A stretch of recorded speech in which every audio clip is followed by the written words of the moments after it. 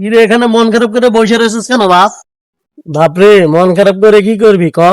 গরু বিক্রি করে দিয়েছেন এই জন্য আমার খারাপ লাগতেছে না, আমার বেশি খারাপ লাগতেছে গরু তাকে জবাই করে দিবে। তুই মন খারাপ করস কেন বাপ? তোর তো এখানে খুশি হবার কথা, কারণ তোর প্রিয় গরুটা আল্লাহর জন্য কোরবানি হবে। আর সাধ্য থাকলে গরুটা আমি কোরবানি দিতাম, কারণ আল্লাহ প্রিয় জিনিসটা কোরবানি দিতে বেশি পছন্দ করেন। কোরবানির কাহিনী তো সেটাই বলে যে প্রিয় বস্তু কোরবানি দাও। নবী ইব্রাহিম আলাইহিস সালাম তার আপন পুত্র ইসমাইলকে কোরবানি দিতে গেছিল।